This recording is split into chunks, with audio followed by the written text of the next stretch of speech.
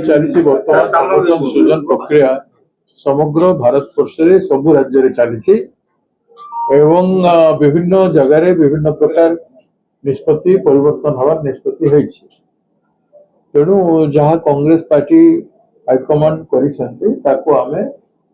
स्वागत करुचु एवं जे थिले से आम राज्य में सभापति है बर्तमान पर्यंत अनेक कार्यक्रम अंशग्रहण कर पार्टी को सहयोग कर आज जे होती लालजी देसाई से जन गांधीवादी व्यक्तित्व बहुत वर्ष धरिकी से देशव्यापी अनेक पदयात्रा जो है राहुल गांधी जी कन्याकुमारी काश्मीर पर्यंत यात्रा एवं न्याय यात्रा समुदाय पीरियड से रही थे वर्तमान मध्य से पदयात्रा अच्छा पदयात्रा 19 तारीख दिन सर से सर्वोदय संस्थान एवं विभिन्न गांधीवादी संस्थान मान सहित संपर्क था राहुल गांधी नेतृत्व से प्रेरित होकर कांग्रेस पार्टी बहुत समय योगदान करके काम कर बर्तमान सेवा दल मुख्य हिसाब से काम करुले ऑल इंडिया सेवा दल मुख्य हिसाब से वर्तमान जेहेतु ओडिशा दायित्व दि जाए निश्चित भाव गोटे बहुत भल सूचना गांधीवादी व्यक्ति प्रत्येक जिला पंचायत ग्रामस्थल को से जापर एवं कांग्रेस को बहुत क्षेत्र काम कर सहायक भूमिका निश्चय ग्रहण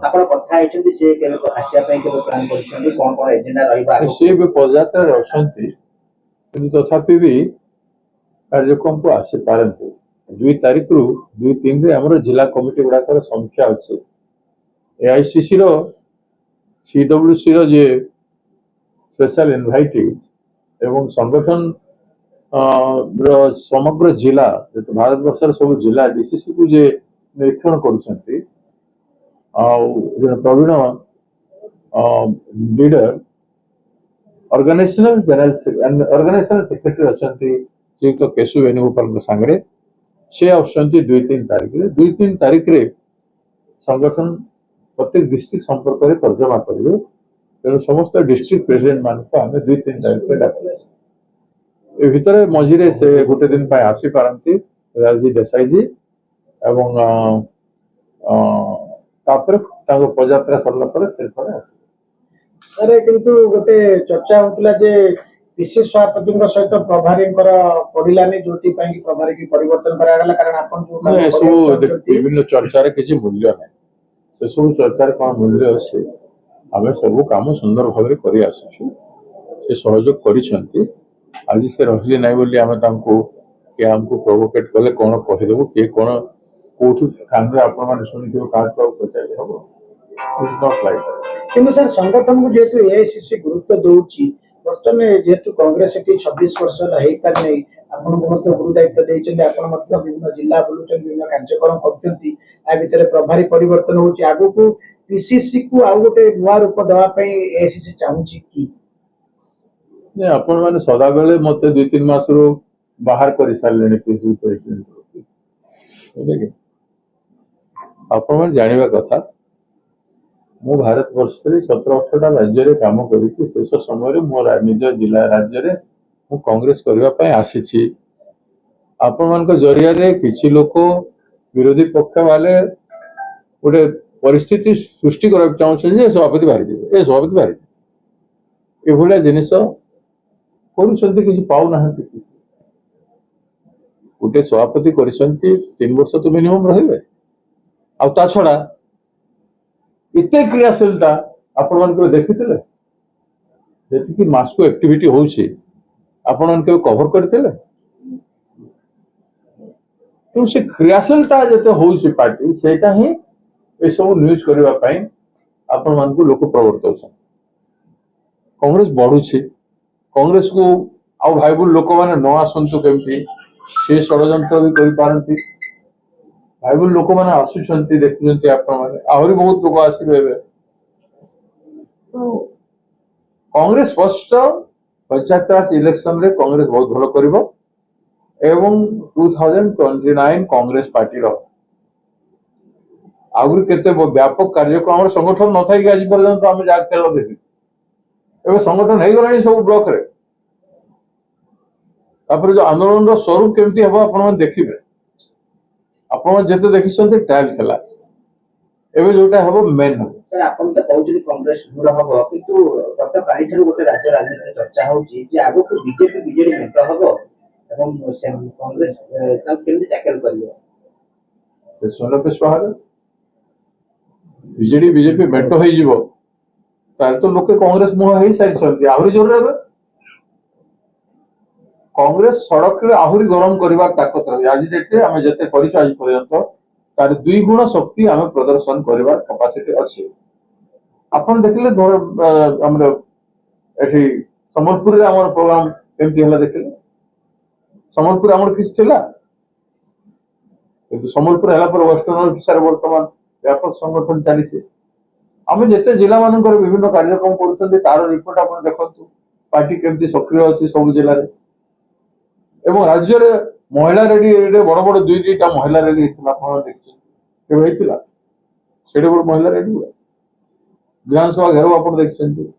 ରାହୁଲ ଗାନ୍ଧୀ ଖଡଗେଜୀଙ୍କର ବରମୁଣ୍ଡା ଷ୍ଟାଡିୟମରେ ଆପଣ ଦେଖିଛନ୍ତି ବିରାଟ ମିଟିଂ। ଓଡ଼ିଶା ବନ୍ଦ କୋଉ ପ୍ରକାର ହେଇଥିଲା ଆପଣ ମାନେ ଦେଖିଛନ୍ତି।